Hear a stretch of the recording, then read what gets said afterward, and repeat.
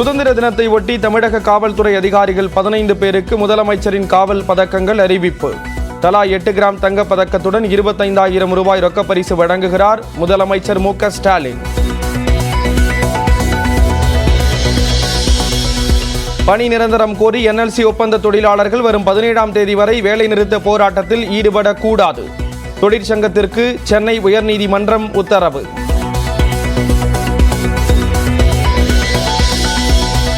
சட்டவிரோத பணப்பரிமாற்ற தடை சட்ட வழக்கில் கைதான ஜாஃபர் சாதிக்கின் சகோதரர் முகமது சலீமுக்கு 7 நாள் அமலாக்கத்துறை காவல்.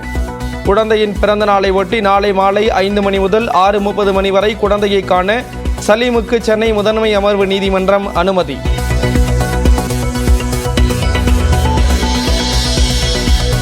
ஆளுநரின் தேநீர் விருந்தை புறக்கணிப்பதாக திமுக அறிவிப்பு. அரசு சார்பில் பங்கேற்பது குறித்து முதலமைச்சர் முடிவு செய்வார் என நியூஸ் 18க்கு RS பாரதி தகவல்.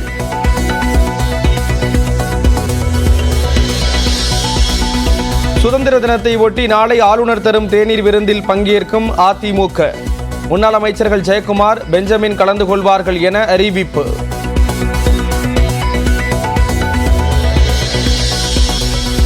தமிழ்நாட்டில் அரசின் பாட புத்தகங்கள் விலை உயர்வுக்கு அதிமுக பொதுச் செயலாளர் எடப்பாடி பழனிசாமி கண்டனம். 40% வரை உயர்த்தப்பட்ட விலையை உடனடியாக திரும்ப பெற வலியுறுத்தல். மூலப்பொருட்கள் விலையேற்றத்தால் தான் பள்ளி பாட புத்தகங்கள் விலை உயர்த்தப்பட்டது. பள்ளிக்கல்வித்துறை அமைச்சர் அன்பில் மகேஷ் விளக்கம்.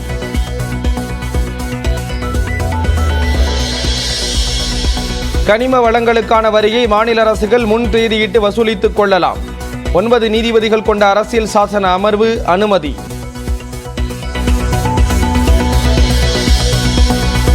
அண்ணா பல்கலைக்கழகம் பெற்ற மானியத்திற்கு GST கேட்கும் மத்திய அரசு.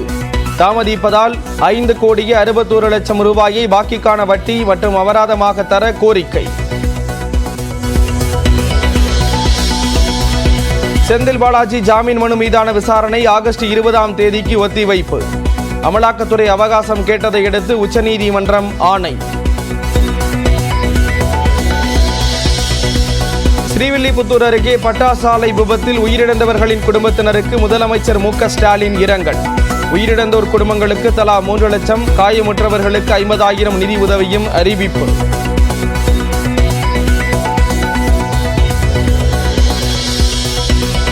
மாநில பாஜக தலைவர் ஆன பிறகு மத்திய அரசிடம் இருந்து பெற்றுத்தந்த நிதி பற்றிய பட்டியலை வெளியிட தயாரா? அண்ணாமலைக்கு அதிமுக முன்னாள் அமைச்சர் RB உதயகுமார் சவால்.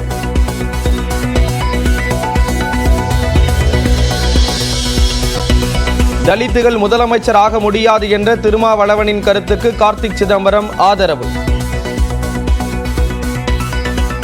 நான் ஏற்றுக்கொள்கிறேன். பல மாநிலங்களிலே பல கட்சிகளிலே தலித் தலைமையை ஏற்றுக்கொள்வதில் தயக்கம் காட்டுகிறார்கள். நான் இதை கண்கூடாவே பார்த்திருக்கிறேன். எனக்கு நன்றாவே தெரியும், அனுபவ ரீதியாகவும் எனக்கு தெரியும். அதனால நான் ஏற்றுக்கொள்கிறேன். பல மாநிலங்களிலே பல கட்சிகளிலே தலித் தலைமையை ஏற்றுக்கொள்வதில் தயக்கம் உள்ளதாக கருத்து.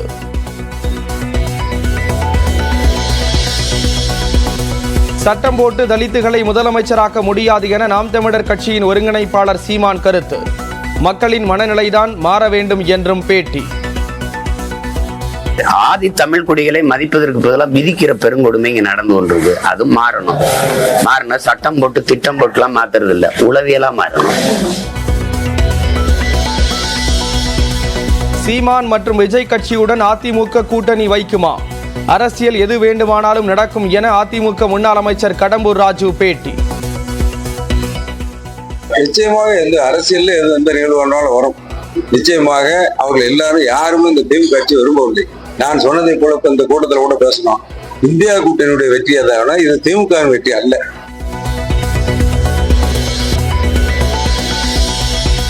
கொடைக்கானலில் பலத்த மழை காரணமாக ஆர்ப்பரிக்கும் வெள்ளி நீர்வீழ்ச்சி.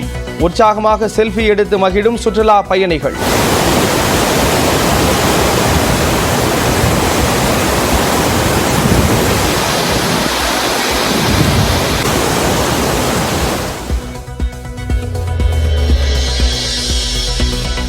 மும்பை அருகே நகை கடைக்குள் புகுந்து துப்பாக்கியை காட்டி மிரட்டிய கொள்ளையர்கள். அசராமல் குச்சியால் அடித்து ஓடவிட்ட கடை உரிமையாளர்.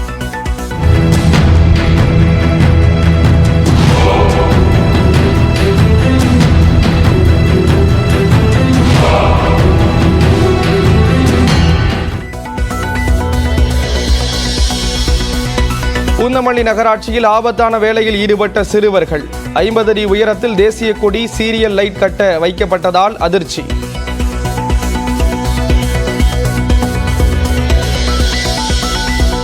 கர்நாடக நிலச்சரிவில் 3 தமிழர்கள் கடந்த மாதம் உயிரிழந்த இடத்தில் மீண்டும் மீட்பு பணி தொடக்கம். இருவரது உடல் கிடைத்த நிலையில் நாமக்கல் ஓட்டுநரின் உடல் கிடைக்குமா என குடும்பத்தார் எதிர்பார்ப்பு.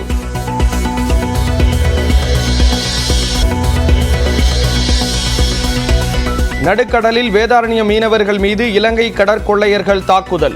படகிலிருந்த 700 கிலோ வலைகளையும் பறித்து சென்று அட்டகாசம்.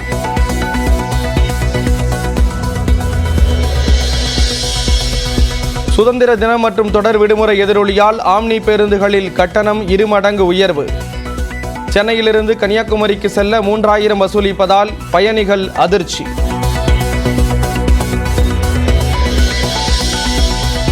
ஆம்ஸ்ட்ராங் கொலை வழக்கில் கைதான ரவுடி நாகேந்திரன் எழும்பூர் நீதிமன்றத்தில் ஆஜர். 3 நாள் காவலில் எடுத்து விசாரிக்க காவல்துறைக்கு அனுமதி.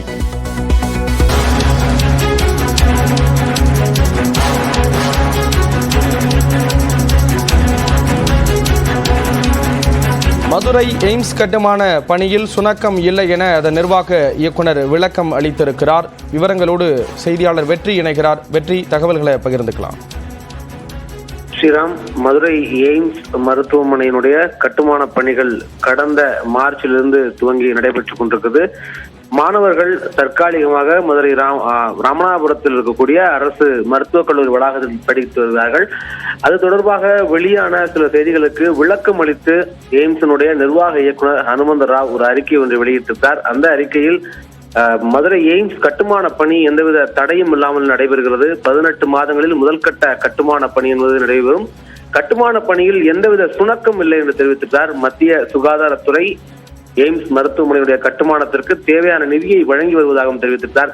முக்கியமாக மாணவர்கள் பயிற்சிக்காக நாக்பூருக்கு செல்வதாக ஒரு தகவலானது வெளியானது. இது மாணவர்களுடைய உயர்ந்த மருத்துவ பயிற்சி அவர்கள் அளிக்கும் பொருட்டு அவர்கள் நாக்பூருக்கு அனுப்பப்படுகிறார்கள். இது அனைத்து எய்ம்ஸ் கல்லூரிகளிலும் உள்ள வழக்கமான ஒரு நடைமுறை என்று தெரிவித்திருந்தார். மேலும் மாணவர்களுடைய கல்வி தரத்தில் எந்தவித சமரசமும் இல்லை என்று தெரிவித்திருந்தார். ராமநாதபுரத்தில் இடப்பற்றாக்குறை காரணமாக அரசு மருத்துவமனையின் அருகிலேயே ஒரு தற்காலிகமான வாடகை ஹாஸ்டல் கட்டிடம் ஏற்பாடு செய்யப்பட்டிருக்கிறது. அந்த இடத்தில் இங்கு கூடுதலாக வரக்கூடிய மாணவர்கள் அந்த இடத்தில் தங்க வைக்கப்படுவார்கள். எனவே பற்றாக்குறை என்பது இல்லை என்று தெரிவித்திருக்கிறார். மேலும் பேராசிரியர்களுக்கு, அதாவது 183 பேராசிரியர்கள் பணியிட நியமனத்திற்கு ஒப்புதல் அளிக்கப்பட்ட நிலையில் 53 பணியிடங்கள் மட்டுமே நிரப்பப்பட்டிருக்கிறது. இதில் எந்தவித பற்றாக்குறையும் இல்லை. தேவையின் அடிப்படையில் பணியிடங்கள் நிரப்பப்படும். ஆசிரியர்கள் பணியிடங்கள் நிரப்பப்படுவது என்பது அவருடைய தகுதியான நபர்கள் மற்றும் இடஒதுக்கீடு உள்ளிட்ட விவகாரங்களை கணக்கில் கொண்டு அந்த பணியிடங்களுக்கு தகுதியான நபர்கள் தேர்வு செய்யப்பட்டு வருகிறார்கள். அடுத்தடுத்த பேட்ச் மாணவர்கள் இணையும் பொழுது அவர்களுடைய தேவையின் அடிப்படையில் இந்த பணியிடங்கள் நிரப்பப்படும். இதில் எவ்வித பற்றாக்குறையும் இல்லை என்ற ஒரு தகவலையும் ஹனுமந்த ராவ் குறிப்பிட்டிருக்கிறார். ஸ்ரீராம், விவரங்களை வழங்கியதற்கு நன்றி. வெற்றி.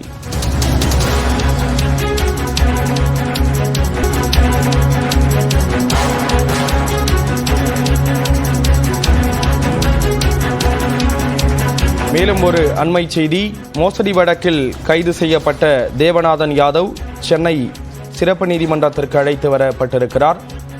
தமிழக மக்கள் கல்வி முன்னேற்ற கழக தலைவர் தேவநாதன் யாதவ் சென்னை நீதிமன்றத்தில் ஆஜர்படுத்தப்பட்டிருக்கிறார்.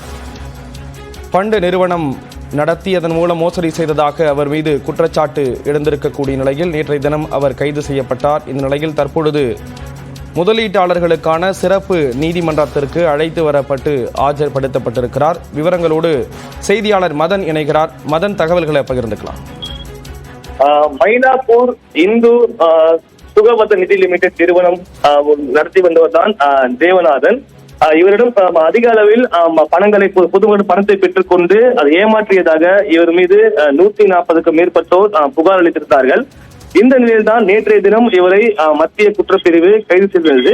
தற்போது அவர் சென்னை உயர்நீதிமன்ற வளாகத்திற்குள் அமைந்துள்ள அந்த நிதி நிறுவன மோசடி வழக்குகளை விசாரிக்கக்கூடிய அந்த சிறப்பு நீதிமன்றத்துக்கு தற்போது அவர் அழைத்து வரப்பட்டுள்ளார். நேற்று மத்திய குற்றப்பிரிவால் கைது செய்யப்பட்ட தேவநாதன் தற்போது அவர் சென்னை வளாகத்தில் உள்ள இந்த நீதிமன்றத்திற்கு பாதுகாப்போடு கொண்டு வரப்பட்டுள்ளார். தற்போது அவர் டான்ஃபிட் கோர்ட் எனப்படும் இந்த ஒரு சிறப்பு நீதிமன்றத்தில் நீதிபதி முன்பு ஆஜர்படுத்தப்பட உள்ளார். இதன் பிறகு அவருடைய நீதிமன்ற காவல் 8 நாட்கள் வழங்கப்படும் என்று தெரிய வரும். அது மட்டும் இல்லாமல் அவர் உடனடியாக இந்த வழக்கில் ஜாமீன் மனு தாக்கல் செய்ய உள்ளதாகவும் அவர் தரப்பிலிருந்து ஒரு தகவல் வெளியாகியுள்ளது. இன்னும் சற்று நேரத்தில் இவருக்கு எத்தனை நாட்கள் அந்த நீதிமன்ற காவல் வழங்கப்படும் மற்றும் இவர் காவல் எடுத்து விசாரிக்கக்கூடிய அந்த மனு தாக்கல் செய்யப்படும் என்றும் தற்போது எதிர்பார்க்கப்படுகிறது. விவரங்களை வழங்கியதற்கு நன்றி மதன்.